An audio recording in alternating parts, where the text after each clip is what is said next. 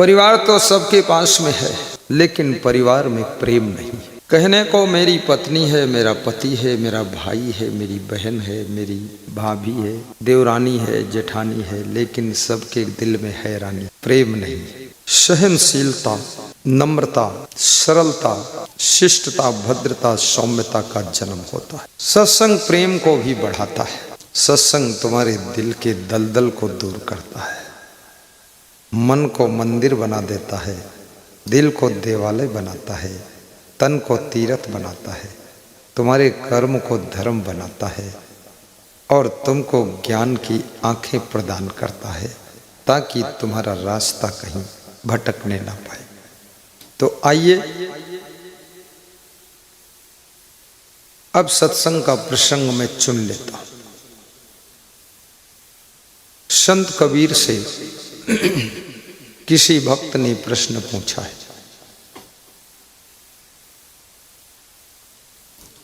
कि मनुष्य का भाई कौन है, मित्र कौन है, हितैषी कौन है,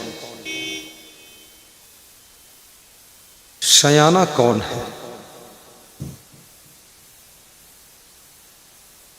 खोजी कौन है, रिसर्चकार कौन।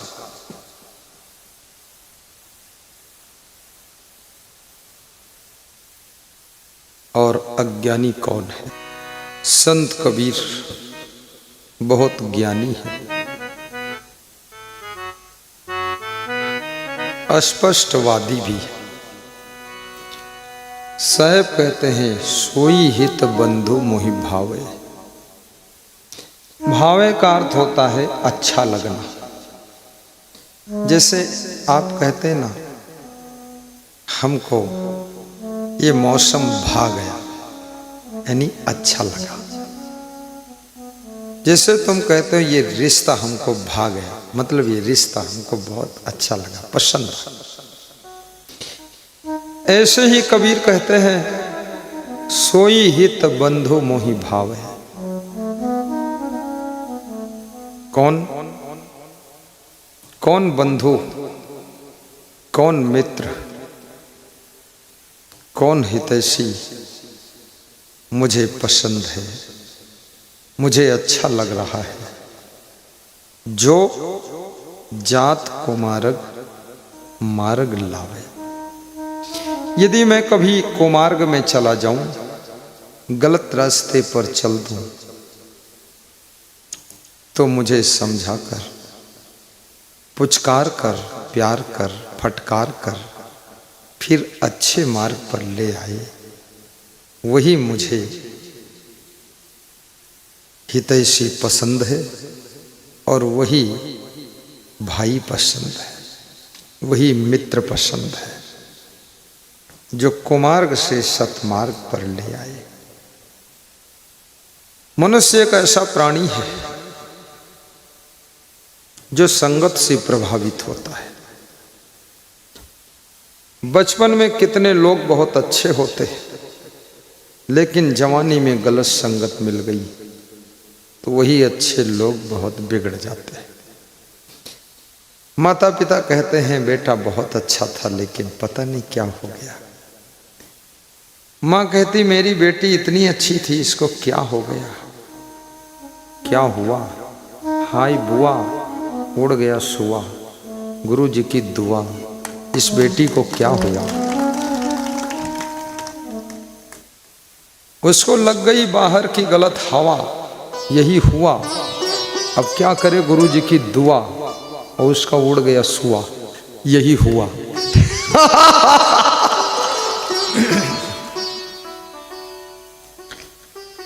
हवाएं भी लगती हैं लोगों को, किसको कैसी हवा लग जाए क्या पता है।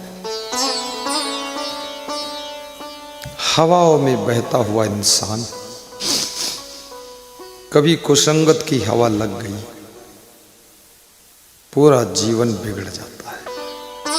मन बिगड़ जाता है, विचार बिगड़ जाते हैं, वाणी बिगड़ जाती है, कर्म बिगड़ जाते हैं, स्वभाव बिगड़ जाता है, व्यवहार बिगड़ जाता है, इंद्रियां बिगड़ जाती, जिंदगी बिगड़ जाती। कुसंगत की हवाएं तुम्हारी जिंदगी को तहस नहस कर देती है। और यदि कहीं सत्संग की हवा लग गई तो तुम्हारी जिंदगी जो तहस नहस हो गई थी वो फिर से जिंदगी, नई जिंदगी बस जाती है। जो फुलवारी उजड़ गई थी उसमें पुनः नए नए फूल खिल जाते हैं और पूरी जिंदगी का बगीचा खुशबू से भर जाता है। लेकिन सत्संग की कृपा होना चाहिए। कितने लोगों की दुनिया उजड़ गई, घर उजड़ गया, पति पत्नी के रिश्ते बिगड़ गए, लेकिन सत्संग फिर से घर बस गया। फिर से रूठी हुई पत्नी भी वापस लौट आई और पति की गुस्सा भी भूसा जैसे उड़ गई, शांति आ गई और दोनों का रिश्ता चल पड़ा। आज गृहस्थी बहुत अच्छी चल रही है। याद रखना, सत्संग की हवा तुम्हारी उजड़ी हुई गृहस्थी को फिर से बसा देती है, बिगड़े हुए मन को सुधार देती है। सत्संग की हवा तुम्हारी जिंदगी की सबसे बड़ी दवा है। और फिर साथ में अगर मिल जाए गुरु की दुआ तो याद रखना, जीरो से तुम हीरो बन जाओगे और फिर तुम्हारी जिंदगी की फुलवारी में अनेक अच्छे अच्छे गुणों के फूल खिलेंगे, धन के फूल भी खिलेंगे, सद्व्यवहार के फूल खिलेंगे, प्रेम के फूल खिलेंगे और सेवा की सुगंध उठेगी। तुम देवताओं से श्रेष्ठ देवता बनोगे और देवी से बड़ी देवी बनोगी। याद रखना, जिन देवी देवताओं की तुम पूजा करते हो उन देवी देवताओं के समान तुम भी बन जाओगे। लोग जीते जी तुम्हारी पूजा करेंगे और तुमको हाथ जोड़कर प्रणाम करेंगे।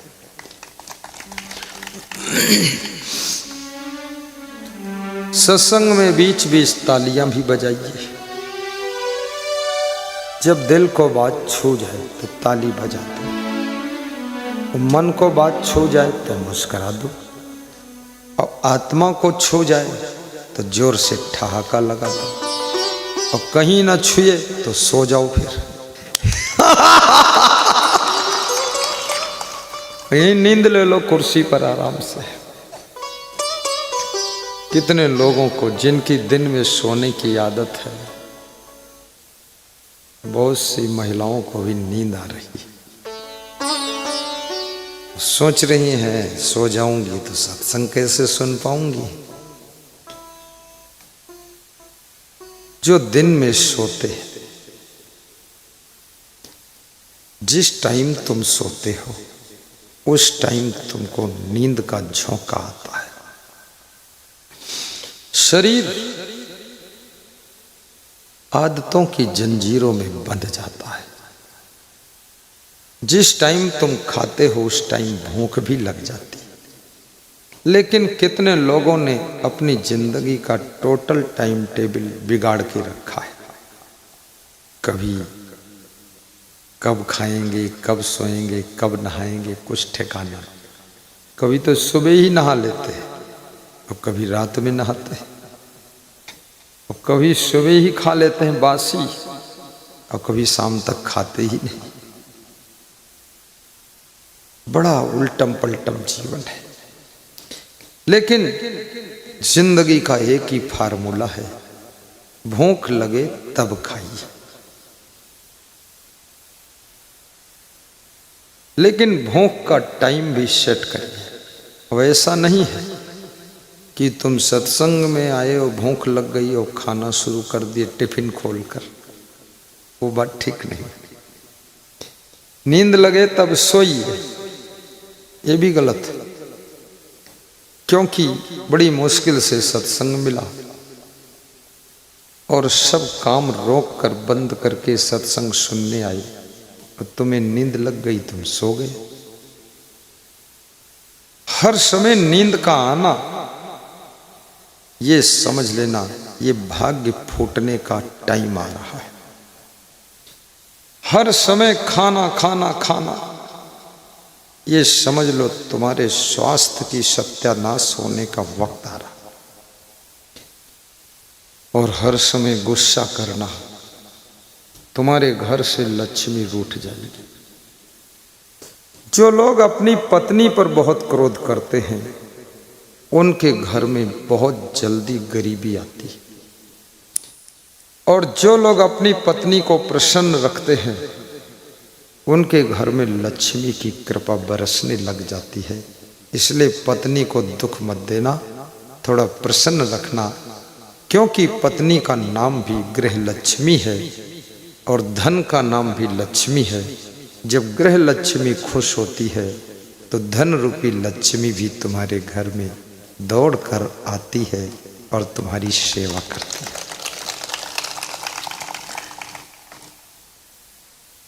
जिस घर के पति लोग टेंशन में रहते हैं उस घर की उन्नति बाधित हो जाती है।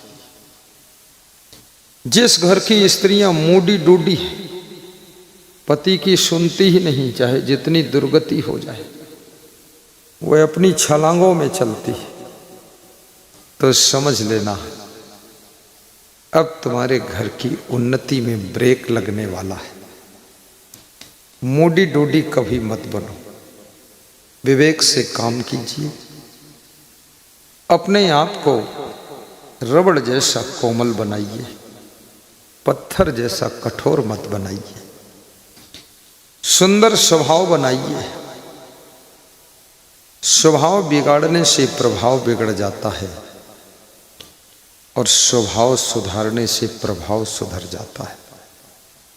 जिनके स्वभाव बिगड़ गए उनके प्रति लोगों के भाव बिगड़ जाते हैं और जिनके स्वभाव अच्छे हो गए उनके प्रति सबका भाव भी अच्छा हो जाता है, सबका भाव भी अच्छा हो जाता है। स्वभाव को परमानेंट सुधारिए। ऐसा नहीं साल डेढ़ साल तक बहुत अच्छे दिख रहे हैं, 2 साल बाद खतरनाक नाग नागिन बन गए, 5 साल के बाद शेर शेरनी बन गए, 10 साल के बाद मगरमच्छ हो गए, सब खा के हजम कर दिया। ये स्वभाव गलत है। विवाह होता है, एक लड़की बहू बनकर आती है ससुराल, कितनी विनम्रता से आती है, थोड़ा सर झुकाकर गर्दन झुकाकर नम्रता से ससुराल के घर में प्रवेश करती है और घूंघट भी काढ़े हुए। लोग सोचते हैं अरे बहू के रूप में देवी आई हुई, लेकिन 1 साल के बाद थोड़ा घूंघट को पीछे खींचती है, साल 2 साल बोलती है म्याऊं म्याऊं। तुम सुन करके आवाज इतने खुश होते हो कि वाह कितना मधुर बोलती म्याऊं। तीसरे साल बोलती है क्या खाऊं। चौथे साल बोलती है कि मेरी बात सुनो नहीं तो मैं फिर लौट जाऊं। पुरुषों के होश उड़ गए कि ये क्या हो रहा है। 2-4 साल बाद माता पिता देखते हैं कि पति भी वैसा ही हो गया। पति पत्नी 8 बजे तक सो रहे, सासू बार बार आती है दरवाजे के पास कान लगाकर, एहसास करती है कि बहू जाग गई कि नहीं जागी, बेटा उठा कि नहीं उठा। अब वो बेटा और बहू दोनों नाग नागिन बन गए, फुफकारते हुए बाहर निकले। सास ससुर बेहोश हो गए, ये खतरनाक हो गया। ये स्वभाव ठीक नहीं। स्वभाव परमानेंट अच्छा बनाइए और अपनी गुस्सा को कंट्रोल कीजिए, सहनशीलता को बढ़ा लीजिए। यदि तुम चाहते हो कि मैं लक्ष्मीपति बनूं, यदि तुम चाहते हो मेरी मनोकामना पूर्ण हो, यदि तुम चाहते हो मेरा मकान भी सुंदर हो, कार भी सुंदर हो, तो गुरु का डेली प्रवचन सुनिए। मोबाइल में असंग देव सर्च करिए, सब्सक्राइब भी कीजिए, नित्य नूतन प्रवचन का आनंद लीजिए और नित्य नया नया प्रवचन आपको नए नए फार्मूले देगा और जिंदगी जीने की कला सिखाएगा और घर की कलह कलेश को दूर करेगा और तुम्हारे जीवन में फूलों जैसी मुस्कान लाएगा। ये सत्संग की महिमा है। ऐसे कितने भक्त हैं जो नित्य गुरुदेव का प्रवचन सुनते हैं? जरा हाथ उठाकर बताएं। Very good. कम से कम 200 लोग सुनते हैं गुरुदेव का प्रवचन, बाकी लोग पता नहीं क्या सुनते हैं। रोज सुनो, मोबाइल का सदुपयोग करो। कितने लोगों के पास में एंड्रॉयड मोबाइल है, टच स्क्रीन वाला? हाथ उठाइए। जिनके पास में बड़ा मोबाइल टच स्क्रीन है केवल 30% लोगों के पास है। महंगा मिलता है। प्रधानमंत्री नरेंद्र मोदी प्रवचन सुनने के लिए एक एक मोबाइल सबको इनाम दे दें तो और अच्छा है।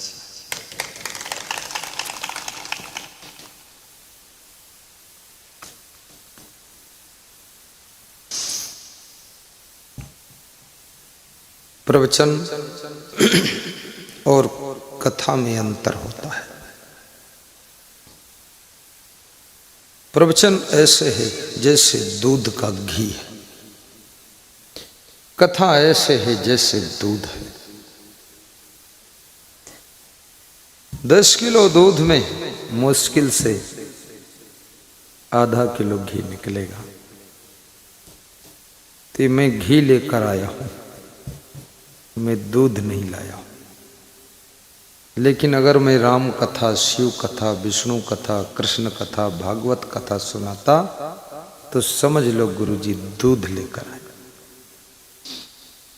लेकिन मैंने सोचा दूध का घी बनाने में टाइम लग जाएगा, इसलिए बना बनाया घी लाया हूं। सबको एक एक चम्मच पिला दूंगा, तुम्हारी सेहत बन जाएगी। और ये घी है। सत्संग का एक एक शब्द घी का काम करता है। जैसे घी खाने से तुम्हारे अंदर शक्ति बनती है, ऐसे सत्संग श्रवण करने से तुम्हारे भीतर भक्ति पैदा होती है। और जहां जहां भक्ति है वहां वहां शांति है। भक्ति कोई साधारण चीज नहीं।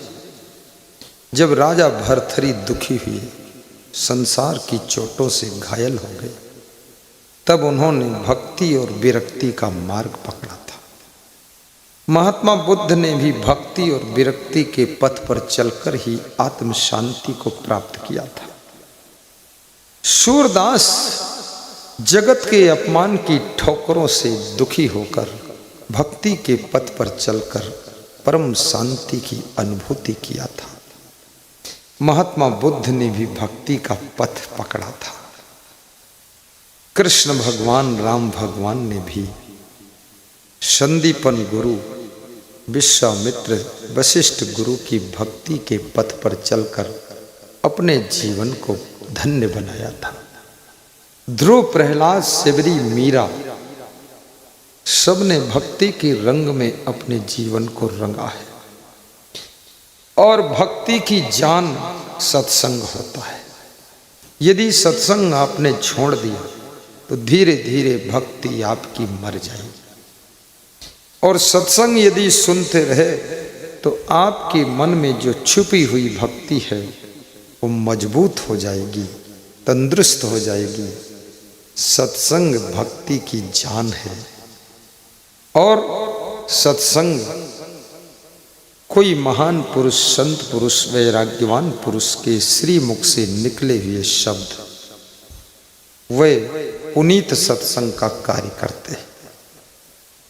सत्संग, गांजा पीने वाले लोग भी कहते हैं कि हम सत्संगी हैं। ताश खेलने वाले भी कहते हैं हम भी सत्संग कर रहे हैं। शराबी चार इकट्ठे होते हो कहते हम भी सत्संगी हैं, हमारे सत्संग में शराब पी जाती है। लेकिन ये सत्संगी नहीं है, ये कुसंगी है। इनको यदि सत्संगी मानोगे तो कुसंगी किसको मानोगे? सत्संग का अर्थ है जहां हर नशा लाखों कोस पीछे छूट जाता है, जहां पर मन की दुविधा दूर हो जाती है, मन की चंचलता शांत हो जाती है, गुरु की कृपा प्राप्त हो जाती है, तो समझ लेना सत्संग में डुबकी प्रारंभ हो चुकी है।